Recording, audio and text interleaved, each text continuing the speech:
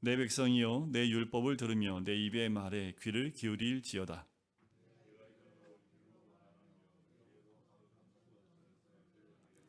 이는 우리가 들어서 아는 바요 우리의 조상들이 우리에게 전한 바라.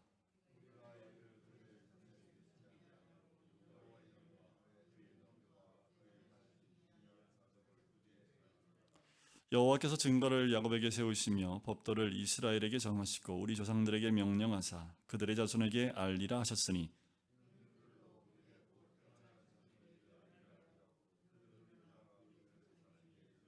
그들로 그들의 소망을 하나님께 두며 하나님께서 행하신 일을 잊지 아니하고 오직 그의 계명을 지켜서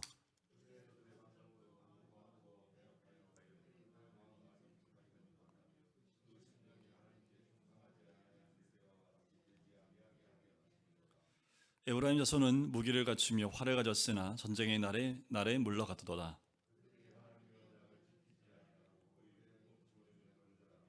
여호와께서 행하신 것과 그들에게 보이신 그의 기이한 일을 잊었도다.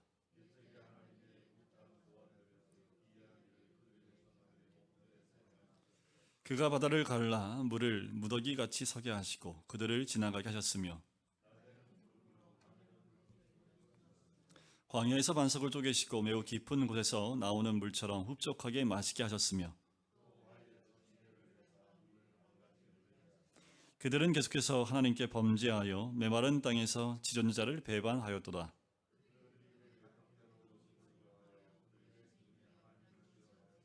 그뿐 아니라 하나님을 대적하여 말하기를 하나님이 광야에서 식탁을 베푸실 수 있으랴.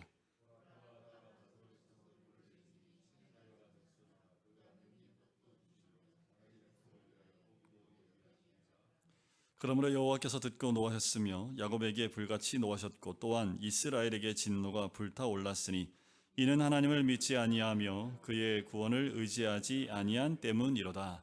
아멘. 그런데 우리의 신앙의 과거를 돌이켜보면 너무나도 아직 지금 생각해보면 내가 그때 왜 그랬을까 좀 부끄러웠던 순간들이 아마 기억도 나실 겁니다. 그런데도 너무나도 감사한 것은 하나님께서 우리의 그 수많은 허물들이 드러나지 않도록 이렇게 감춰 주시고 오히려 더 큰 은혜로 복을 내려주시는 그 은혜 때문에 우리가 주님 앞에 설 수 있는 줄 믿습니다. 그래서 우리는 실패했지만 하나님은 늘 승리하셨지요. 우리는 하나님을 배반했지만 하나님은 늘 우리에게 신실하게 대하시는 하나님인 줄 믿습니다. 이스라엘 백성이 걸어온 길은 놀랍게도 하나님에 대한 배반의 역사입니다. 오늘 이 78편의 내용들이 이스라엘의 역사를 쭉 기록하고 있지요. 그런데 기록한 내용들을 보면 왜 이렇게 말을 안 듣는지 모르겠습니다. 정말 지질이 말을 안 듣는 민족. 하나님의 택한 백성인데 택함 받았음에도 불구하고 왜 이렇게 말을 안 듣는지 그냥 배신의 역사, 배반의 역사가 이스라엘 백성의 역사입니다. 하나님께서 이스라엘 백성들을 그렇게 사랑하셔서 큰 기적과 능력을 행하여 주셨지만 이스라엘 백성은 그 큰 복을 금방 잊어버리고 원망하고 불평했던 거죠. 그런데 하나님은 끝까지 이스라엘 백성을 버리지 아니하시고요. 그들을 사랑하시고 인도하셨습니다. 그러니까 하나님께서 이스라엘 백성을 구원하시기 위해서 얼마나 마음이 많이 상하셨을까라는 거예요. 얼마나 많이 참으셔야 했을까요? 우리는 구약 성경에서 이스라엘 백성들의 역사를 읽으면서 참 이스라엘 백성 너무 악하다. 도대체 이렇게 악한 백성들이 또 어디 있단 말인가? 라고 이야기할 수도 있을지 모르지만 이스라엘은 곧 누구를 가르치는 겁니까? 바로 우리를 가리켜서 하는 말이지요.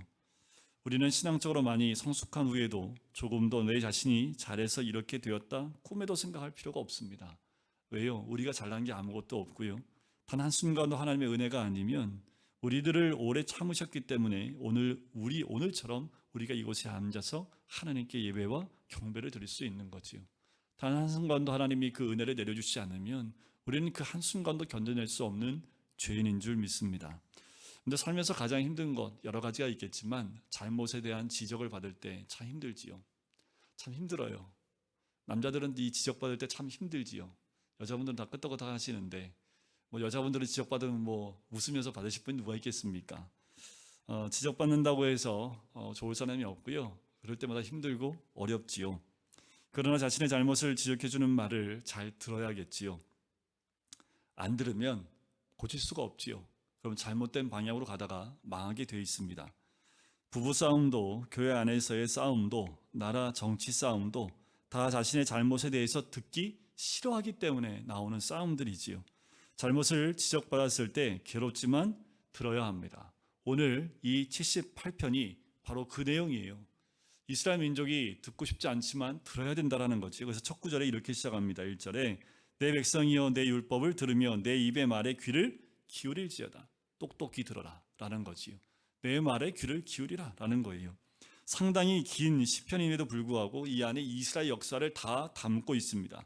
그것은 이스라엘 백성들이 끊임없이 하나님의 은혜에 배신하였다는 내용을 적고 있어요. 이스라엘 백성이 가장 듣기 싫어하는 설교가 오늘 78편의 설교입니다. 78편의 이 기자는 이스라엘 백성이 듣고 싶지 않은 내용이라는 거예요. 이 내용들을 똑같이 설교했던 사람이 있습니다. 사도행전 7장에 나오는 스데반입니다. 스데반이 이스라엘 역사를 얘기하면서 배반의 역사를 이야기합니다. 결국 어떻게 됐어요? 유대인들에 의해서 돌에 맞아 죽었던 것을 우리는 말씀을 통해서 보게 됩니다. 그러나 시편 기자는 이 말씀을 들어야 산다라고 얘기해요. 뿐만 아니라 너희들뿐만 아니라 너희 후손들도 듣고 알 수 있도록 전해줘야 된다라고 얘기합니다. 6절에 보면 이는 그들로 후대 곧 태어날 자손에게 이를 알게 하고 그들은 일어나 그들의 자손에게 일러서라는 거지요. 그 후손들에게 무슨 일이 있어도 하나님의 은혜를 배신하고 살았던 조상들처럼 살지 말 것을 그 조상들의 이야기를 하면서 알려줘야 된다라고 이야기합니다. 8절을 보세요. 그들의 조상들 곧 완고하고 패역하여 그들의 마음이 정직하지 못하며 그 심령이 하나님께 충성하지 아니하는 세대와 같이 되지 아니하게 하려 하심이로다. 그러나 시편 78편에 나오는 이스라엘의 역사에는 이스라엘 백성들의 죄만 나오는 것이 아니에요. 4절에 보면 이스라엘 역사에는 주님의 영광스러운 행적과 능력과 그가 이루신 놀라운 일들이 담겨 있습니다. 우리가 주목해야 될 부분이 바로 이 부분이지요. 그들의 잘못되고 또 원망하고 불평하는 것들을 보고자 얘기하는 것이 아니라 그 가운데 주님의 영광스러운 행적과 능력이 그의 이루신 놀라운 일들이 그곳에 담겨져 있다는 거예요. 자, 9절부터 66절까지의 말씀을 제가 요약해서 한번 쭉 설명드려 볼게요. 자, 9절부터 나오는 말씀들을 쭉 보면 하나님께서는 약속을 신실하게 지키셔서 홍해를 가르시지요. 그리고 구름 기둥과 불 기둥으로 또 반석에서 물을 나게 하게 하심으로 인도하셨다는 내용이 기록되어 있고요. 12절부터 그 16절까지는 이스라엘 백성들은 그렇지만 광야에서 지속적으로 하나님을 거역하고 불평하고 원망했다라는 겁니다. 17절부터 20절까지 내용을 보면 결국 하나님께서 진노하셨다는 내용이 나오고요. 그렇지만 하나님께서는 그들이 원하는 것을 다 들어주셔서 하늘에서 만나를 주시고 매출하기를 배불리 먹게 해주셨다는 거지요. 그러나 이스라엘 백성들은 그 순간조차 탐욕을 부립니다. 오늘 출애굽기 보면 다 기억하시지요. 매출하기를 먹는데 또 탐욕을 부리는 그들의 모습이 나오지요. 그것을 보신 하나님께서 진노하시는데 이스라엘 백성들은 잠시 회개하는 듯 했으나 여전히 하나님을 온전히 믿지 못하는 광야의 그들의 모습을 봅니다. 그런데도 하나님께서는 여전히 이스라엘 백성들에게 긍휼을 베푸셔서 가나안 땅까지 인도하시는데 이스라엘 백성이 가나안 땅에 들어와서 하나님 앞에 더 범죄하지요. 더 우상 숭배를 합니다. 이에 하나님께서 노하셔서 이방인들을 일으켜 예루살렘 성전이 다 파괴되게 하시고 포로로 잡혀가게 하시는 내용이 나오지요. 그리고 59절부터 66절까지의 내용, 긴 내용의 핵심 단순합니다. 이스라엘 백성의 반복되는 죄와 그럼에도 불구하고 그들을 끝까지 포기하지 아니하시는 하나님의 은혜를 이야기합니다. 우리 하나님은 절대로 포기하지 않으시는 하나님이라는 거지요. 67절부터 72절까지 마지막 절까지 나오는 내용을 보면 그 하나님께서 이스라엘 백성들을 위하여 왕을 세워주시는 말씀이 나옵니다. 그가 곧 누굴까요? 그것은 유다지파 다윗을 이야기합니다. 그런데 여기에도 하나님의 은혜가 드러나요. 자, 두 단어를 기억해 볼 필요가 있습니다. 하나는 유다지파, 또 한 사람은 다윗입니다. 그럼 유다라는 사람을 여러분들 기억하십니까? 유다는 야곱의 12아들 가운데 네 번째 아들로 유다라는 그 아들이 어떤 죄를 범했는지 우리는 창세기 38장에 이미 알고 있습니다. 유다는 며느리를 통해서 그 대를 이어가는 사람이었지요. 다말이 첫째 아들과 결혼했지만 그 첫째 아들이 죄를 지음으로 죽임을 당합니다. 둘째 아들 계대 결혼에 의해서 둘째 아들을 통해서 대를 잇기 위해서 이 다말에게 또 둘째 아들을 줬는데 둘째 아들도 그 아까운데 죽게 되지요. 셋째 아들도 죽을까봐 셋째 아들은 다말에게 주지 않습니다. 기다리라고 해서 친정으로 보내지요. 아무리 기다려도 셋째 그 아들 통해서 대를 이으려 하지 않으니까 다말이 창녀로 변신을 해서 그 시아버지를 통해서 대를 잇는 사건. 유다에게는 참으로 부끄러운 이 일을 성경에서는요 38장 한 장을 다 통으로 그 유다의 모습 또 그 백성 유다의 족속이 어떻게 그 대를 이어서 예수 그리스도를 낳는 그 계보까지 가는지를 38장에 자세하게 소개하고 있습니다. 다윗은 어떤 사람이었습니까? 다윗은 허물이 참 많은 사람입니다. 우리의 기억 속에는 다윗하면 위대한 왕으로 또 여러 가지 치적들과 여러 가지 다윗의 좋은 기억만 남아있지만 다윗만큼 허물이 많은 사람이 없습니다. 사울 왕이 초대 왕으로 왜 왕에서 폐위가 됩니까? 자, 사울 왕은요 아말렉과 싸울 때에 제사를 자기가 드리려 했지요. 월권인이었습니다. 또 진멸하라고 했는데 진멸하지 않았지요. 하나님 말씀에 불순종합니다. 제사보다 순종이 더 낫다는 말씀을 사무엘 통해서 듣게 되지요. 결국 폐위가 됩니다. 반면에 다윗은 어떤 죄를 졌던가요? 가장 대표적인 두 죄가 간음죄와 살인죄입니다. 하나님께서 그런 다윗을 택하신 거예요. 왜 그랬을까요? 하나님이 은혜의 하나님이시기 때문이지요. 왜요? 자격이 없는 사람인데 하나님이 택하여 주셨다라는 거예요. 아주 조건이 없는 것은 아니지만 다윗이 택함 받은 조건을 말하는 것 72절에 보면 이렇게 나옵니다. 이에 그가 그들을 자기 마음의 완전함으로 기르고 그의 손에 능숙함으로 그들을 지도하였도다 라고 나오지요. 자, 이 구절을 보면 다윗이 한결같고 그리고 슬기로웠다고 그래서 택하셨구나 라고 생각할 수 있을지 모르겠습니다. 다윗이 성실했다는 말을 하려는 것이 아니에요. 다윗이 양을 어떻게 쳤다는 얘기입니까? 한결같은 마음으로 기르고 슬기로운 손길로 지도했다라는 거지요.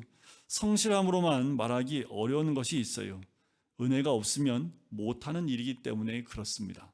자, 당시 목동의 이미지는 그렇게 좋은 이미지가 아닙니다. 목동들은 어떤 사람들이 목동을 하냐면 불황자나 사기꾼, 도둑놈이란 이미지를 가진 자들이 당시의 목동의 위치였습니다. 솔직히 평생 양들만 치며 살아야 하는 그들에게 무슨 낙이 있겠습니까? 그런 중에 다윗은 좀 특별했지요. 다윗이 실제로 양을 어떻게 돌보았는지 성경에 잘 기록하고 있습니다. 언제 나오냐 하면 골리앗과 싸움을 할 때 사울 왕에게 다윗이 골리앗과 싸울 수 있다라는 것을 언급하면서 했던 자신의 모습을 이야기합니다. 사무엘상 17장 34절에 보면 다윗이 사울에게 말하되 주의 종이 아버지 양을 지킬 때에 사자나 곰이 와서 양 떼에서 새끼를 물어가면 내가 따라가서 그것을 치고 그 입에서 새끼를 건져내었고 그것이 일어나 나를 해하고자 하면 내가 그 수염을 잡고 그것을 쳐 죽였나이다. 다윗이 양들을 잘 돌본 것은 단지 동물을 좋아했기 때문이 아니었습니다. 그는 양을 잡아먹으려는 곰과 사자에게 달려들었지요. 다윗이 양에게 어떻게 이처럼 할 수 있었을까? 대가를 바라고 하는 것도 아닙니다. 양들이 다윗에게 뭘 잘해줘서 그런 것도 아니지요. 양의 입장에서 보면 완전히 은혜지요. 다윗 안에 대가를 바라지 않는 사랑, 곧 은혜가 넘쳐났던 거지요. 자기의 맡은 바 소임에 대한 성실함도 있었지만 그 양들을 살리기 위해서 자기 목숨보다 더 귀중한 게 어디에 있습니까? 그런데 그 양을 살리기 위해서 자기 목숨을 내어 던지는 그 은혜를 양들에게 던져주고 있는 모습이지요. 다윗은 양에게 그리한 것만 아닙니다. 자기 민족을 향해서도 똑같은 마음을 갖고 있어요. 이것이 다윗이 갖고 있는 은혜입니다. 사무엘상 17장 36절에 보면 주의 종이 사자와 곰도 쳤은즉 살아계신 하나님의 군대를 모욕한 이 할례받지 않은 블레셋 사람이리이까 그가 그 짐승이 하나와 같이 되리이다. 또 다윗이 이르되 여호와께서 나를 사자의 발톱과 곰의 발톱에서 건져내셨은즉 나를 이 블레셋 사람의 손에서도 건져내시리이다. 양을 살렸던 그 동일한 마음이 하나님 백성을 향한 그 블레셋에게 대하는 마음과 별반 다르지 않아요. 그는 하나님을 통해서 주신 은혜를 가지고 그 믿음을 가지고 행하는 사람이 이 다윗이었지요. 이 말이 소년의 말이라고 믿어집니까? 티네이저예요. 티네이저. 10대였습니다. 이 사울 왕이요, 이 말을 듣고 충격을 받지요. 감동도 받았습니다. 다윗이 소년이지만 무엇인가 해낼 것 같은 그런 확실한 믿음이 그의 언변에서 흘러나오지요.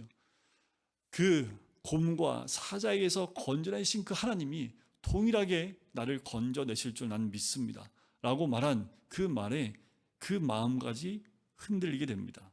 그래서 골리앗과 싸우러 나가라고 허락을 하지요. 그래서 사울이 다윗에게 이르되 가라, 여호와께서 너와 함께 계시기를 원하노라. 하나님께서 온 이스라엘 백성을 살펴볼 때 다윗이 눈에 띄었지요. 그것은 그 속에 은혜가 있었던 것 하나입니다. 이것이 이스라엘을 향한 하나님의 마음이었기에 다윗을 택한 거지요. 그 은혜가 우리에게도 동일하게 있을 줄 믿습니다.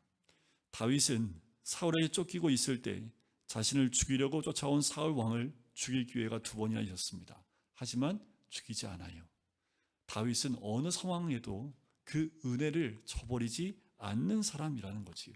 그 은혜를 베풀 줄 아는 사람이라는 거예요. 말도 안 되고 이해도 안 되지만 다윗 안에는 은혜가 역사하는 사람이었다라는 겁니다. 말씀 안에 나오는 다윗은 은혜의 사람이었다라는 거예요. 그래서 그는 통일 이스라엘의 왕이 될 수 있었습니다. 다윗의 조상인 유다 역시 은혜의 사람이라는 것을 창세기에서 우리는 찾아볼 수 있습니다. 임신한 며느리를 살려줬지요. 당시로는 대단한 일입니다. 그리고 그 후손으로 예수님이 나신 거지요. 유다는 모든 형제들이 시기하던 요셉을 죽이지 않고 살린 일을 했고요. 나중에 배다른 동생 베냐민을 대신해서 자신이 종이 되겠다고 자원하는 모습을 봅니다. 유다에게도 이 은혜가 있었던 거지요. 아마도 그것이 하나님 마음에 흡족한 모습이지 않았을까요? 그래서 유다 지파에서 예수 그리스도가 나신 거지요. 여러분, 은혜로 우리는 살아야 합니다. 우리가 다른 사람에게 은혜로울 때 하나님은 우리를 택하여 쓰실 줄 믿습니다. 하나님의 은혜의 하나님이시기 때문에 그래요. 우리에게 필요한 사람은 은혜를 베푸는 사람입니다. 가정이나 교회에서 누군가 다른 사람의 죄를 대신 지는 사람이 생기면 그 교회는 살아납니다. 일터나 나라나 민족도 마찬가지지요. 이 사람이 바로 주님의 제자입니다. 여러분들, 예수님이 요한복음 13장에 보면 세족시가는 장면이 나옵니다. 그 가운데 발을 닦아주고 있는데 베드로의 순서가 됐을 때 베드로가 절대로 제 발을 닦으실 수 없습니다 라고 완강히 거부하지요. 그때 우리 예수님 뭐라고 말씀하셨습니까? 내가 내게 발을 씻기지 않으면 넌 나와 상관없다, 상관이 없다라고 얘기를 합니다. 그랬더니 베드로 한술 얻어서 머리도 감겨주시고요, 목욕도 시켜달라고 얘기를 하지요. 그런데 발만 해도 족하니 너희가 내가 이렇게 한 것처럼 너희도 이와 같이 해라 라는 그 말씀이지요. 그 말씀이 뭘까요? 상대방의 허물과 수치를 덮어주고 씻어줘서 서로 상관 있는 관계로 형성돼야 됨을, 우리 믿음의 사람의 공동체는 서로의 허물과 수치를 닦아주고 또 씻어줌을 통해서 서로와 상관이 있는 관계가 형성이 되어야 됨을 우리 주님은 말씀하고 있는 거지요. 우리는 가정이나 교회에서 딱 보면 저 똑똑한 사람, 딱 보면 고집센 사람, 딱 보면 여러분들 이렇게 딱딱 알잖아요. 또 얘기했더니 또 이 사람 막 이렇게 떠올리지 마시고요. 자, 그와 마찬가지로 여러분, 은혜로운 사람 하면 누가 떠오르십니까? 여러분들, 은혜로운 사람 하면 여기 나와 계신 우리 모든 성도님이 떠올라야 돼요. 교회는 은혜로운 사람이 많을 때 그 교회는 충만한 뿐만 아니라 하나님의 크신 은혜가 떠나지 않는 복된 교회가 될 줄 믿습니다. 여러분들, 우리는 다 은혜로 사는 사람들이어야 합니다. 그 은혜 때문에 살아가는 사람이어야 되는 거지요. 그러나 우리가 이제부터 은혜를 베푸는 사람이 되어보자 하면 될까요? 우리는 자기 허물도 감당하지 못하는 존재이지요. 그런데 어떻게 다른 사람의 허물까지 책임지는 은혜의 사람이 될 수 있겠습니까? 방법 한 가지 알려드릴게요. 그 방법은 딱 한 가지밖에 없습니다. 하나님 은혜 가운데 있으면 돼요. 바다같이 넓은 하나님의 은혜 가운데 들어가 있으면 그냥 자연스럽게 그 은혜가 흘러나오는 거지요. 바다 같은 은혜를 받는다면 시냇물 같은 은혜를 베푸는 것은 결코 어려운 일이 아니겠죠. 미국 대법관이었던 윌리엄 본 트레이저라는 분의 이야기가 있습니다. 이분은 대법관이신데 좀 늦게 예수 그리스도를 영접합니다. 그리고 하나님의 은혜에 대한 감격 속에 살아갔던 분인데 어느 날 죄질이 아주 나쁜 해리 팔머라는 사람을 재판 맡게 됐습니다. 근데 재판을 진행하다 보니까 이 팔머라는 사람이 교도소 안에서 복음을 전해 듣고 예수님을 영접한 것을 알게 됩니다. 그리고 직접 재판을 진행하면서 보았는데 이 사람이 정말 변했다라는 것을, 그 사실을 직감적으로 알게 됩니다. 하지만 그는 판사로서 공인이었기 때문에 어떻게 도울 것인가를 깊이 고민했습니다. 정상적인 판결이라면 최소한 10년쯤을 언도하는 것이 정상적인 판결이었습니다. 그러나 10년이라는 시간이 너무 길고요. 교도하기는커녕 이 사람이 망칠 수 있다는 그 생각에 이 대법관이 고민을 하게 됩니다. 또 금식기도까지 해요. 그리고 중대한 결단을 합니다. 그리고는 1년 그리고 몇 년간의 사회봉사 명령을 내려버립니다. 이게 문제가 심각하게 됐습니다. 그렇게 짧게 형량을 줄 수 있는 그 범죄가 아닌데 1년과 그리고 사회봉사 명령이 내려졌기 때문에 조사가 실시가 됩니다. 이때 이 트레저 판사는 주저없이 대법관 사표를 냅니다. 그리고 1년 후에 그 해리 팔머라는 사람이 형을 살고 출소하던 날 그 앞으로 마중을 나가요. 그가 교도소에서 걸어 나올 때 트레저는 팔머를 끌어안습니다. 그 교도에서 나온 팔머라는 사람은 굵은 눈물을 흘리면서 엎드려 이런 말을 했다고 합니다. 판사님, 이렇게까지 하실 필요 없었는데, 판사님, 이렇게까지 하실 필요는 없었는데요. 그때 대법관이었던 트레저는 그를 향해서 이런 말을 남깁니다.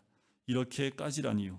주님은 형제와 나를 구원하시기 위해 목숨까지 주셨습니다. 그는 굵은 눈물을 떨구며 일어나서 손을 잡고 이렇게 말했습니다. 실망시켜 드리지 않겠습니다. 최선을 다해서 살겠습니다. 정말 이 사람은 변화된 삶을 살고 제대로 된 믿음의 사람으로 살아갔다고 그래요. 여러분들, 미국의 대법관은 어느 정도의 위치인지 아십니까? 종신직입니다. 말할 수 없는 명예로운 자리입니다. 그것을 한 죄인을 위하여 포기했다라는 말이 여러분들 이해 가십니까? 평생 종신직이었기 때문에 그 영광을 누리며 살 수 있는 자리를 단 한 명의 죄수를, 그를 좀 용서해 주기 위해서 자기 자리를 포기해 버린 거지요. 그러나 자신에게 부어주신 하나님의 은혜를 깨달은 사람에게는 바다 같은 은혜를 받고 시냇물 같은 은혜를 흘려내는 것 같을 뿐이라는 거지요. 우리의 문제는요, 받는 건 작은데 큰 거를 주려고 하니까 문제가 되겠지요. 결코 은혜를 베풀 수가 없습니다. 다윗이 은혜를 베풀 수 있었던 것은요, 받은 은혜가 더 컸기 때문에 그래요. 그 은혜는 늘 함께 하시는 하나님이었습니다. 밧세바를 범하고 나고 또 우리아를 죽인 후에 하나님께서 그의 죄를 지적하셨지요. 그때 그가 몸부림치며 간구했다는 것이 무엇인지 아십니까? 시편 51편에 잘 나오지요. 특별히 11절에 보면 나를 주 앞에서 쫓아내지 마시며 주의 성령을 내게서 거두지 마소서라고 간절히 기도합니다. 그 말은 그는 늘 주님 앞에 살았으며 성령께서 늘 함께하였다는 말 아니겠습니까? 늘 하나님 앞에 있었고 성령이 함께하는 은혜 가운데 살았던 사람인데 죄로 인해서 이것이 끊어지게 되는 것을 경험한 그는 더 이상 살 수 없는 고통 가운데 있었던 것을 이는 경험하게 됩니다. 그런 의미에서 우리가 받은 은혜는 어쩌면 다윗보다 더 큰 은혜이지요. 왜요? 주님은 우리 안에 임하셨기 때문입니다. 고로새서 1장 27절에 보면 너희 안에 거하시는 그리스도라는 표현이 나옵니다. 그리고 고린도후서 4장 7절에 보면 우리가 이 보배를 질그릇에 가졌으니 라고 표현을 해요. 이 진리는 예수님이 누구신지에 대하여 말씀하지 않고 주 예수님이 어디에 계신지에 대하여 말씀하고 있지요. 주님이 어디에 계시다고요? 우리 안에 계시다고요. 우리 안에 나와 함께 계시다고요. 그 은혜가 크다는 거지요. 성령께서 우리가 받은 은혜를 알게 해주십니다. 고린도전서 2장 12절에 보면 우리가 세상의 영을 받지 아니하고 오직 하나님께로 온 영을 받았으니 이는 우리로 하여금 하나님께서 우리에게 은혜로 주신 것들을 알게 하려 하심이라. 이런 얘기가 있습니다. 성 프란시스의 제자 중 한 명이 환상 중에 하늘나라를 구경했대요. 많은 보좌들 가운데 높은 빈 보좌가 하나가 있더래요. 그래서 이 제자가 물어봤답니다. 저건 누구 것입니까? 그랬더니 세상에서 가장 겸손한 성 프란시스가 앉을 의자다라고 대답을 하더래요. 그래서 어느 날 이제 프란시스에게 물었습니다. 선생님은 자신이 어떤 사람이라고 생각하십니까? 그랬더니 프란시스가 이렇게 대답했대요. 이 세상에서 가장 악한 사람이라고 생각하지. 제자는 말했습니다. 선생님, 그것은 교만입니다. 위선입니다. 선생님을 성자라고 부르고 있습니다. 여기에 강도, 살인, 뭐 같은 죄인들이 다 많은데 어떻게 선생님이 가장 악하다는 말을 말하십니까? 그건 위선입니다. 라고 제자가 달려들어서 이 프란시스한테 얘기를 해요. 그랬더니 그가 웃으면서 얘기합니다. 그건 자네가 몰라서 하는 말일세. 하나님이 내게 주신 은혜가 너무 커서 은혜 가운데 내가 있는 거지. 내게 주신 은혜를 다른 사람에게도 부어주었다면 그 사람도 분명히 나보다 어쩌면 더 훌륭한 사람이 되었을 것이기 때문이라네 라고 대답을 했답니다. 여러분, 프란시스가 받은 은혜가 우리가 받은 은혜와 다르겠습니까? 우리 안에 계신 주님, 내 안에 항상 계시는 그 주님의 은혜가 프란시스와 다르겠습니까? 다른 것이 있다면 딱 하나입니다. 믿음과 순종뿐이지요. 주님이 하실 일은 다 하셨지요. 우리가 할 일만 남은 거지요. 이제 우리에게서 그 은혜가 흘러나가는 겁니다. 이번 주가 추수감사주일이지요. 그 어느 때보다 추수감사주일은 하나님의 은혜에 감사하는 날입니다. 더 나아가서 이제 감사를 흘려서 감사로 그 은혜를 흘려보내는 것이 바로 우리가 해야 될 순종의 모습일 줄 믿습니다. 우리 주님과 동행하는 날이 더 많습니다. 주님이 나와 함께 서서 나를 살려주시고 또 나와 함께 하시는 그 주님이 있기에 내가 지금도 살아가는 그 은혜 가운데 있는 줄 믿습니다. 여러분, 우리가 늘 좋은 일만 있을 때 그 은혜가 있을까요? 아니요. 오히려 힘들고 어려울 때 은혜가 더 크지요. 어려움이 있을 때 그 은혜가 더 크지요. 우리가 그 은혜 가운데 있는 걸 경험할 때 상대방이 힘들고 어려울 때 그 은혜를 나눌 수 있는 복이 있는 거지요. 우리 모두에게 충만하게 흘려보낼 수 있는 그 은혜가 있기를 간절히 소원합니다. 더 나아가서 하나님의 은혜가 우리에게 충만히 임해서 어딜 가든 누굴 만나든 믿는 사람이든 믿지 않는 사람이든 하나님의 은혜를 흘려보낼 수 있는 하나님의 충만한 주님의 제자가 되시기를 주님의 이름으로 간절히 축원드립니다.